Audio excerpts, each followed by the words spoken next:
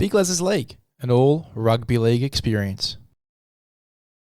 Hello, welcome back to Big Lez's League, an all rugby league experience. Got a bit of special content for you again today. Obviously, you're probably sick of me talking about Origin now, but I love it too much to stop. We're going to be talking a bit more Origin. Not only are we going to be going through my Blues 17, updated from a few weeks ago when we talked with the Rando, but we're actually going to go into how much depth the Blues actually have. It's been spoken about on a number of occasions, obviously with a few journos and experts of the game talking about how much depth the Blues actually have. But when you actually go and look at how much depth this side has, it is absolutely insane. So we're going to go through all of that today, all the possible smokies that you could see come into the Blues side, potentially with Madge picking on form. We'll start off with fullback. Obviously, we've had Tedesco for the first few weeks of the competition. He's been starting the year very well, but you look at Dylan Edwards, you look at his form at the moment, obviously running around 250 metres per game, which is just absolutely insane. Even in a game where he only played, 70 to 60 minutes the other week against the Tigers, still managed to run over 200 metres. So, absolute freak. He's pretty much like a clone of Teddy. Except a little bit better form at the moment to start the year. So I've got Dylan Edwards now. As we've said, had Tedesco before. Dylan Edwards is my man now. In terms of the depth, obviously second in line has to be James Tedesco. Phenomenal footballer. Obviously started the year very well, as we've spoken about. He's got to be number 2 on the depth sheet. Number 3, a guy that a lot of people have spoken about as a bit of a smoky for that fullback position, Scotty Drinkwater. What a start to the season for him for the Cowboys. Yes, of late, not having the best run, but in terms of what he can bring to this side and a little bit different to what you get from the Dylan Edwardses, they're obviously the James Tedesco's as well. He provides a very different game. He almost plays like a second 5'8". If they're looking to go in a new direction, maybe Madge does go for the smoky play in Scotty Drinkwater. The only thing pushing me away from Scott Drinkwater at the moment is the fact that Madge didn't pick him in that preseason squad, which sort of makes you think, is he being considered there for the fullback jersey? Is he not? But then again, Madge, he has said he is picking on form, so he's definitely in the discussion for me. You've obviously then got Tom Trbojevic, who's been killing it for Manly. Obviously looks more comfortable by the week in that fullback jersey as well. I think that he's definitely in the discussion here. Ryan Pappenhausen would be the next guy in terms of that order as well. Great footballer, provides a lot of pace, as we've said before. Very different to what you're going to get from a Tedesco, a Dylan Edwards, Ryan Pappenhausen. You then go Gutho, and then obviously Latrell Mitchell, who hasn't played too much footy. He's probably the last pick for me in terms of when I'm picking my fullbacks. Latrell obviously probably has a massive upside compared to some of these other dudes, but in terms of form, which is what Madge is picking on this year, Latrell Mitchell's probably the last guy in that pecking order. So you obviously got next in line Tedesco, Drinkwater, Tom Trbojevic, Ryan Pappenhausen, Clint Gutherson, and then obviously Latrell Mitchell. You then go to the wings, and it's a topic that's really highly discussed at the moment. Who are going to be the wingers for New South Wales? I think you have to lock in Brian To'o, the post-contact meter king. He has been great to start the year. Really, really solid there and does all the little things right that maybe people don't notice. And then you look at the stat sheet, and he is just an absolute weapon. Zach Lomax probably gets the other spot for me now. I didn't have him in there last time when we were talking about this side with the random stats guy. Rando actually had him as the best statistical winger going into the Origin series a few weeks ago. I think he's got to be there now. He has had an outstanding past few weeks, and even going back to centre, still plays out of his skin. The 40-metre field goal, the things he can do with the football in hand, you've just got to have him in your side. Yes, he can go for those low percentage plays, but what he can do as well for you, he can lose you a game, sure, but he can also win you a game. We saw that on the weekend for the Dragons. Now, in terms of who's next in line, I think these next two are quite obvious. You've obviously got Josh Adokar. You've got Stephen Crichton. I think both of these guys are always going to be in the discussion.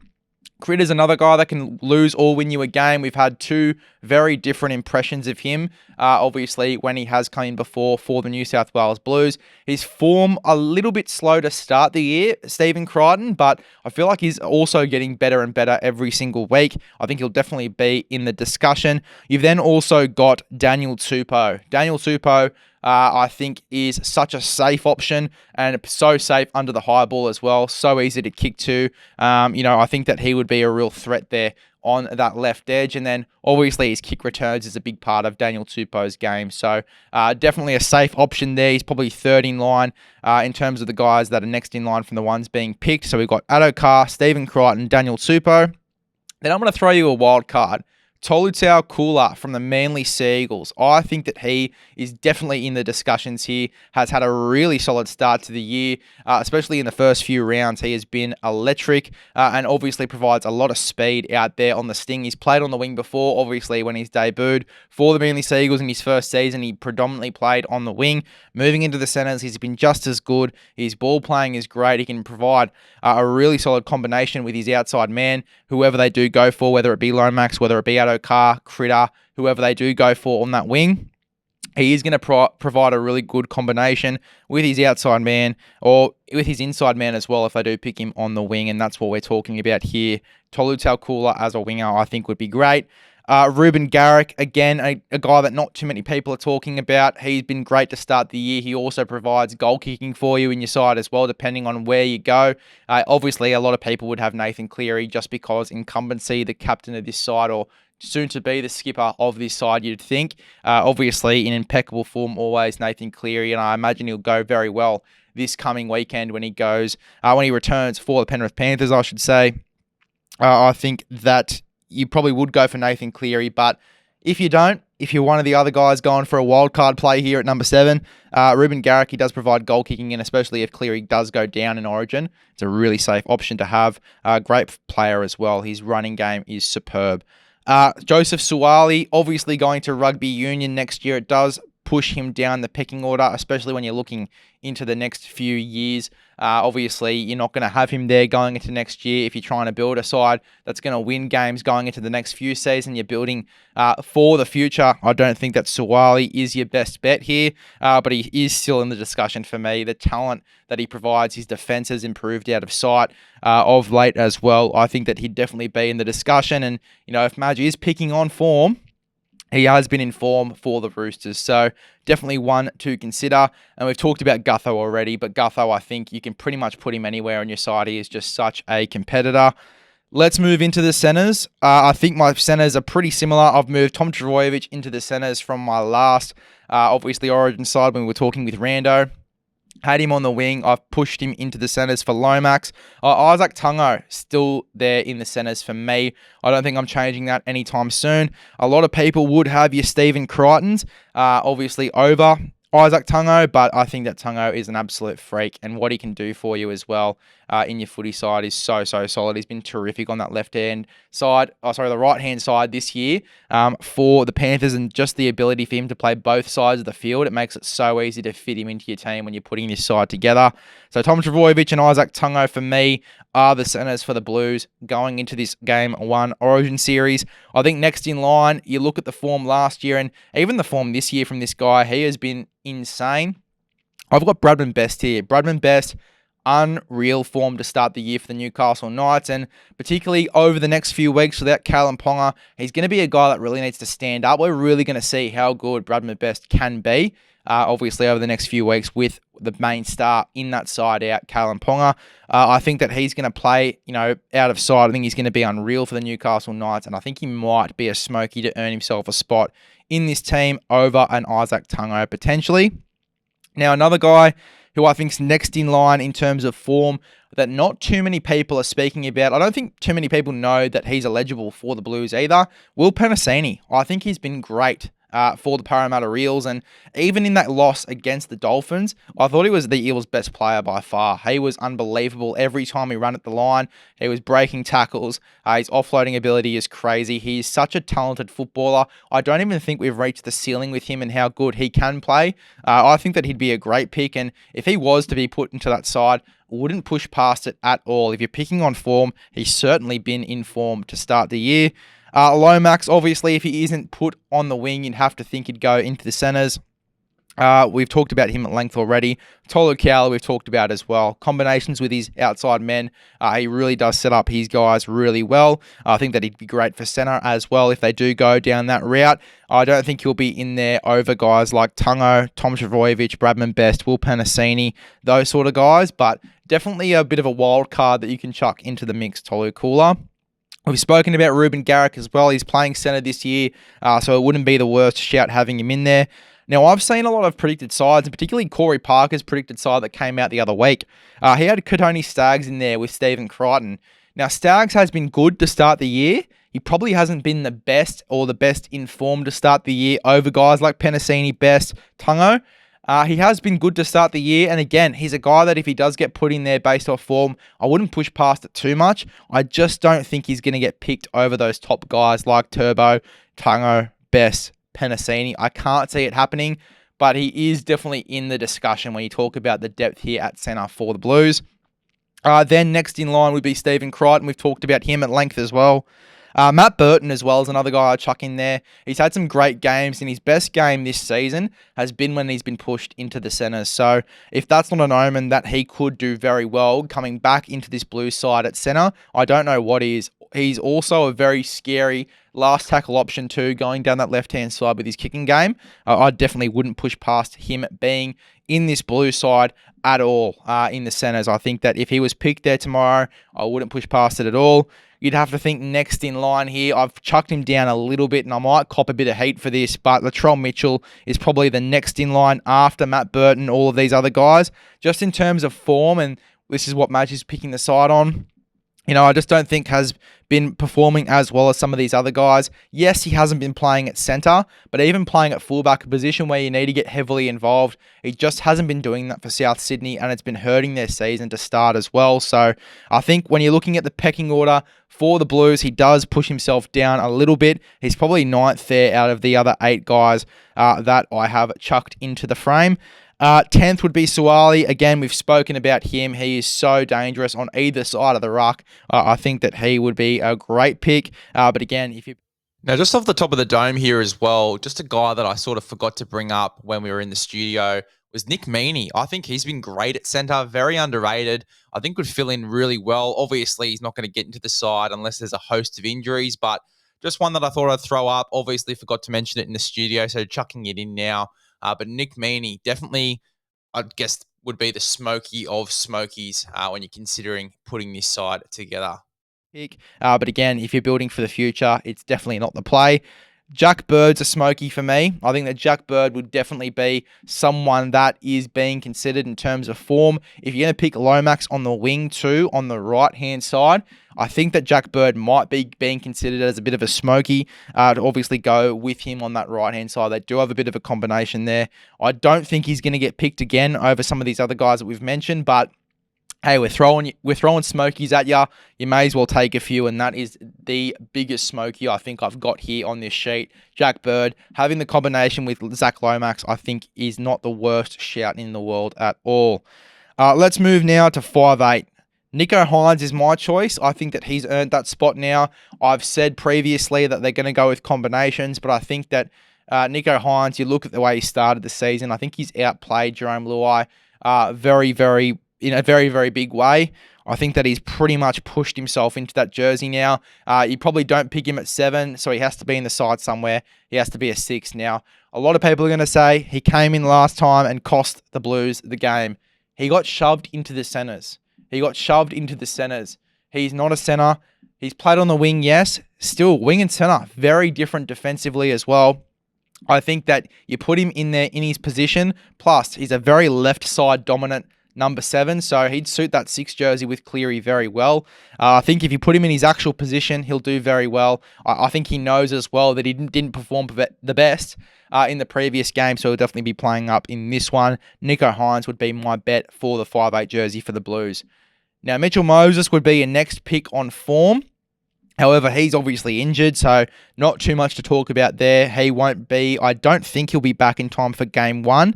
I think he might be back the week before, but even then, I don't think it's enough time to earn himself a Blues spot, and I don't think that Madge is going to pick someone that's just recently had a pretty serious injury. Jerome Luai is obviously pick number 2 there. I think that Jerome Luai has been quite good combining with Nathan Cleary, and when Nathan Cleary's been out, I think Jerome Luai has been one of the Panthers' best players, obviously under your Dylan Edwardses and your Isaiah Yoes. I think Jerome Luai has been 3rd best in this side while obviously Nathan Cleary has been out. Be good to see how he plays with Nathan Cleary back in the side on the weekend, but I'd probably have Jerome Luai in the second contention now, probably move him down a peg with Nicho Hynes getting picked. Now, we'll talk about wild cards, and obviously, again, could cop a bit of heat here, but I think Luke Brooks has played phenomenally. I don't know if he'll get picked after having one massive year and obviously a big start to the year, but we talk about Smokeys. This guy's a Smokey, and I think he's third in line too for a blue spot in jersey number 6. Then go to the next guy. Obviously, Luke Keary's there as well. Has had a great start to the season for the Roosters, and obviously moving into that 7 role, I think has been one of the Roosters' better players too. Just with his ball playing with Angus Crichton, building that combination on the left-hand side, his running game too. Obviously, against a few oppositions, he's caught them off guard with a bit of a running game, and he's obviously the short balls on the left-hand side. His ability to play both sides of the ruck too, I think, is so valuable. And people forget 4 years ago, he was in this Blues side. So, Luke Keary, I wouldn't push past him too much. I think he's 4th in line for that 6th spot. I think he is above the peg of Matt Burton for the 6th jersey. I think Matt Burton's more likely to go into the centres than he is into the halves. And a lot of people are going to push back on that as well. But I think that, as we said, Nicho Hynes, he's earned that spot. If it's not Nicho Hynes, it's probably Jerome Luai. If it's not Jerome Luai, it's probably Luke Brooks. And if it's not Luke Brooks, I'd probably go with Luke Keary before I do Matt Burton. Again, a lot of people might push back on it, but that's just my opinion. Matt Burton plays more like a centre anyway, so why wouldn't you have him in that position? Matt Burton, for me, would be next in line. Then you'd go Cody Walker. Cody Walker, in terms of form, which is what Madge is picking the side on, hasn't been the best, but he has come in for the Blues before and done an impeccable job. So I'd probably go for Cody Walker next. Isaiah Katoa is the Smokey for me. Now, I was looking on Zero Tackle. It's a few players that are eligible to come into this Blues side, and was very surprised to see this name, Isaiah Katoa. I am so excited for the next few years for the Blues when this guy's name gets chucked into the frame a little bit. And his start to the year has been phenomenal. He won't be above guys like Cody Walker, who's been there before, Burton, Keary, Brooks, Luai, Moses, Cleary, who we've mentioned before. But obviously, he has started the year very well. It's been at 7. So again, he'd probably be more likely to land the 7 spot than the 6. I don't think he's getting over these other guys though. But he has started the year very well, and he's eligible, which is something that I didn't know. So definitely got to chuck him into the conversation.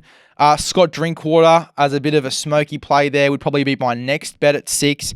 You'd then go Gutho, who's played there on occasion before for the Manly Seagulls, I think a little bit. He played wing and fullback there. I think he played maybe 1 or 2 games at 5'8" there as well. Could be wrong, but he has played there for the Parramatta Eels before, I believe, with Corey Norman or with someone else. So he has played in the halves before. I think that he could suit that role well. And, Gutho, we've spoken about it already. He's a fucking competitor. He competes on everything. I think that he'd be great there, and his defense would be so solid as well. He saves the Parramatta Eels on a few opportunities with his defense. Yes, at fullback, but he's just got that competitiveness in him, which I think Madge will really like. And then Latrell obviously would be your next bet because he has played 6 before for the Roosters. Going into the halfback jersey, not too many options here. It's pretty similar to the conversation we just had about 5'8". Nathan Cleary's your 7 for me. I don't think you can push past him at all. I don't think you can really go with anyone else. We've spoken about Moses as well. He's injured. Nicho Hynes, if he's not the 6, he's probably the 7 after Cleary. Adam Reynolds is a bit of a smoky option. His kicking game has been unreal to start the year. I think he's definitely someone that you'd need to think about. You'd then go Luke Keary. Then I'd probably have Chad Townsend in the 7 mix as well after Luke Keary, Adam Reynolds, Nicho Hynes, Mitch Moses, these sort of guys. You'd probably have him around that spot in the pecking order there, Chad Townsend. His kicking game too on occasion has been quite good. Probably wouldn't be my first choice though at all. Luke Brooks potentially in that 7 role as well after that, and then it goes Jerome Luai, Isaiah Katoa for me. As we said, we've touched on these guys enough, so we don't need to go into too much more detail. Now, this is where it gets interesting. We've got another 16 guys here. We'll go through them very quickly, other than obviously the other front rowers that we've got here, the 2 front rowers that I've picked. There's another 16 of them, so 18 front rowers in total that are depth to New South Wales. So the guys that I've gone with are Payne Haas, because Payne Haas for me, just incumbent. He plays out of his skin in Origin. And then Terrell May for me. I think Rando convinced me after watching Terrell May over the past few weeks. I think that Terrell May could be getting that spot. Now, in terms of the guys that are the depth in the front row position, you've got Junior Paulo and Regan Campbell-Gillard from that Parramatta side. Obviously, they're always going to be around the conversation for the Blues. Jake Trbojevic, you've got Jacob Saifidi. Here's the smoky for you that we're going to throw at you. We talked about it on BTFU a little bit. Mitch Barnett, a guy that not many people are talking about as well, that's eligible for the Blues, that has played quite good off the bench. And I think when you have a few injuries, he could maybe get a spot on the bench. Sam McIntyre. Then you've obviously got Daniel Saifidi. You've got Jordan McLean that got picked a few years ago, and I think he's been great to start the season too. 150 metres a game, has great carries of the football. He's definitely upped his intensity too from the past few years, playing some good footy at the moment, Jordan McLean. Then you'd probably go Jack DeBellin, who I think is a smoky for the bench. Stefano Utskamanu is always going to be around this conversation. These front rowers. Now, again, another guy that I just realised I forgot as well. I had a few of these just quietly. Taniela Paseka. I just realised that he's also eligible for New South Wales. So definitely a bit of a smoky. He's been great to start the year, running nearly 200 metres a game, which is just absolutely absurd. There's only one or two other front rowers that do that in our competition, and one of them is Aden Fanua-Blake. So the fact that he's doing that, I think that he is definitely a smoky for the bench. Taniela Paseka. Forgot to mention him in here. You know, I can't believe that I forgot him. He's been an absolute freak. So Taniela Paseka, definitely another smoky. And again, just adding to this depth. These front rowers are in no particular order here. I've just named a bunch of them that I found on that Zero Tackle website. You'd go Jack DeBellin for me, who, as I said, would probably be at the top end of the pecking order too for the bench. Stefano Utskamanu, Alex Twall. You've got Nathan Brown too, who's played Origin before and is just an absolute warhorse. There obviously plays out of his skin and out of his size too. Toby Rudolph, Tom Hazelton, who's played quite well. Royce Hunt and Jack Williams. Jack Williams off the bench for the Sharkies has been unreal. Talk about form. Talk about smokies. Jack Williams, I tell you what, it's probably going to be a little bit more chaotic than the guru Ruben Cotter call of a few years ago, but he's going to be around the conversation, I think, over the next few years. Maybe not this year, but if he keeps this form up moving forward, I think he's definitely going to be in the conversation for a bench spot moving forward, Jack Williams. It's definitely a name to remember in this Origin conversation, maybe in the next 3-4 years. Now, in terms of the number 9 role, there's actually more guys in the discussion than you think. Obviously, Api Coruscant for me has been the best informed hooker for New South Wales to start the year. Api Coruscant, unreal. I'd probably go Reece Robson for the 14 jersey at the moment. The 1-2 punch of hookers in Origin has worked quite well. It works well in normal footy as well. Now we're seeing it become more and more common. I think we will get that 1-2 hooker punch in this game, and particularly when you have Api Coruscant and Reece Robson, who are two very different hookers. I think that's the way that obviously Madge will go. Then I'd probably go Damien Cook is the next in line. Blake Brayley is a guy we talked about at the start of the season.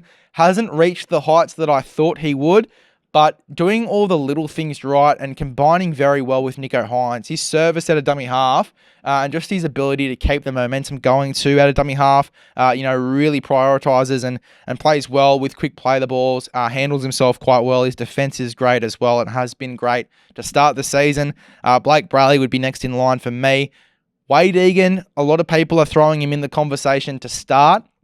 I probably wouldn't have him that high on the pecking order, only because of injuries. I think that you have a little bit of injury concern, whether it be the concussions or other niggles that he's had over the past 2 years. I don't think he's as high on the pecking order just purely because of injury. If we're getting an injury-free Wade Egan, he probably is in the conversation to start over Api Coruscant. I'm going to put it out there now. It's a big call, but seriously, if Wade Egan was injury-free, he'd be my starting New South Wales hooker to start the year. What he can do at a dummy half is unbelievable. He has been so good to start the year. He's probably been really close second to Api Coruscant in terms of in-form hookers to start the year. It's just injuries that I'm concerned about.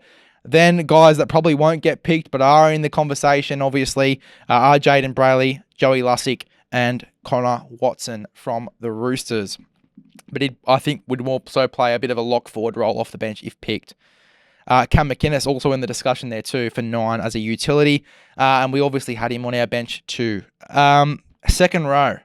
Now, I've got Liam Martin as 1. I think Liam Martin, from what he's done in Origin in the past, people have really hated on Liam Martin, that call, saying that he hasn't been in form to start the year.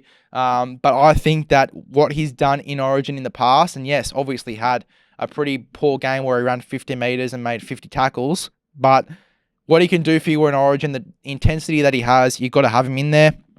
I'd probably then go Hamole Olakawatu.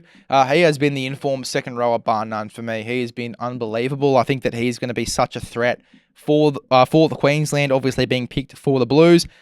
Then let's go into the next in line. Obviously, Cameron Murray comes straight into the conversation here. It'd be my next pick in the back row.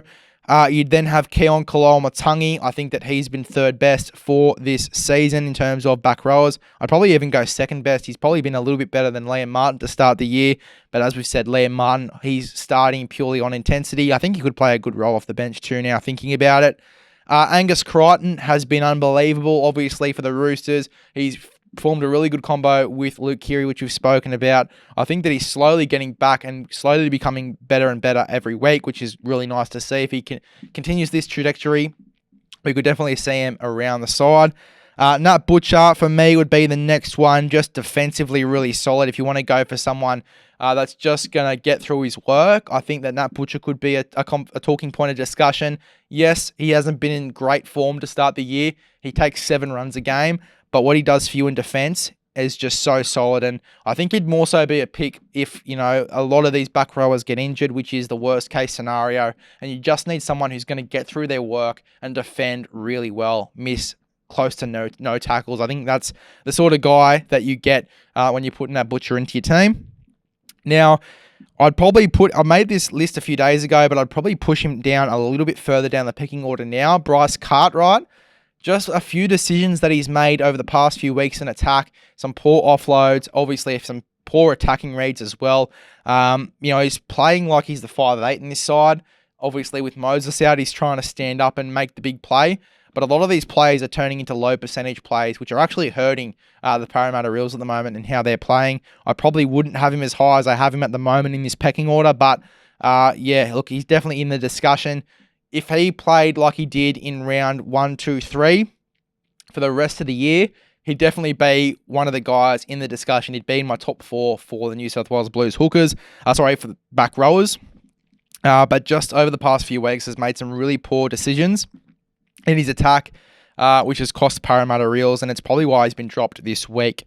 Tyson Frizzell would be your next one. He has an injury cloud around him, but in terms of form, he has been great when he has been playing for the Knights. It'll be keen to see when he does return how he goes. Ben Trbojevic, he's injured, so he probably isn't in the discussion now, but if he was still in the Manly side today, I'd have him in the discussion in a heartbeat, just in terms of what he can do for you. He's willing to play anywhere for his side. Yes, every time he plays anywhere else other than back row, he seems to get injured.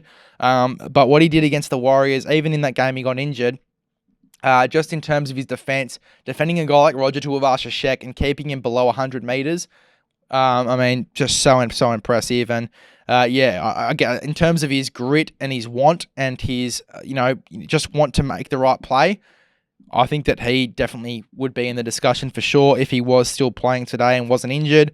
Ewan Aiken then comes into the discussion as well. He's been in great form to start the year. I'd probably get him out of the discussion for centre and leave him in back row. But Ewan Aiken definitely in the fold for me. Then Cam McInnes, I think it's very unlikely to see him on an edge. You'd more likely see him at hooker or at lock. And then Jack Williams for me, again, in the discussion there. He's primarily a back rower, but, obviously can be in the discussion there for back row as well. Obviously played mostly middle to start the year, but definitely in the discussion. Teg Wilton has had a really good past few weeks as well. Could be a smoky. Jack Bird for back row as well, very unlikely, but, wouldn't push past it too much if there was a few injuries in the side. Samuel Ofanu, a bit of a smoky, hasn't been in consistent form, but in terms of the depth that the Blues have, Yeah, I'd have him very low on the pecking order, but he is still in the discussion. And then Tony Staggs is a bit of a roguie there in the back row. This is in like worst case scenario if like everyone's injured, which is probably very unlikely. Knock on wood. Let's go into the lock forward discussion here for the Blues. Our last position, Isaiah Yeo is locked in for me. I can't see anyone else taking that jersey off him, even Cameron Murray, who has had some pretty up and down inconsistent weeks over the past few weeks. Keen to see how he goes this weekend. I just don't want him to play 80 minutes every single week. I want his minutes to get taken down a little bit just so he gets a bit more of a spell. And that way in his second stint, he can do a lot more for you. And he's just not buggered by the end of the game as well. But he obviously is in the discussion. I think he will be playing off the bench in this side for the Blues at the moment. I had Cameron Murray starting a few weeks ago. I probably have Yeo starting now with Cam Murray on the bench. Cam McInnes is probably third in line for me in terms of 13s. Then you'd go Jake Trbojevic. You'd go Ray Stone as a bit of a smoky. Again, he could play middle. He can play edge. He can play, obviously, in the 13 role as well. And you know, he has played hooker in the past for Parramatta as well. So if there's injury around the side and he's in your team, he'd be a great guy to have. Sam McIntyre, we spoke about him before. He is the smoky of all smokies. Then you go Jack Bird, obviously, as well, who we talked about before, and Jack Williams, who is our smoky of smokies for the Blues. There you go. That is your depth for the New South Wales Blues. Hopefully that was interestingly enough, and I didn't bore you to death there with my love of Origin and my Origin chat, but that is how crazy the depth is for the Blues. The fact that we have 20 guys, you know, for one position available, the depth is just absolutely insane. We're going to do Queensland at some stage as well, but I thought it was a really interesting piece of content to do, especially with Origin slowly coming closer and closer.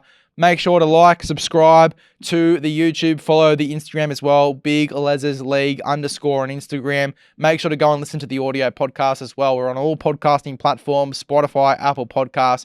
Make sure to get into your work there. If you want a bit of a betting insight, make sure to go ahead and watch BTFU as well. I'll be hosting a show called They Don't Want It, with Rennie Matua and Darcy Lussick. The show's new. Forgetting the name already, not a good sign. But They Don't Want It with Rennie Matua and Darcy Lussick. That show is out now on the BTFU YouTube, so make sure you go ahead and watch that as well. And then obviously Proper Punters, where I talk a bit of racing with Glenn Schofield and professional punter Aaron Macy. So make sure to like and subscribe. We'll see you guys when we do Queensland in the next one.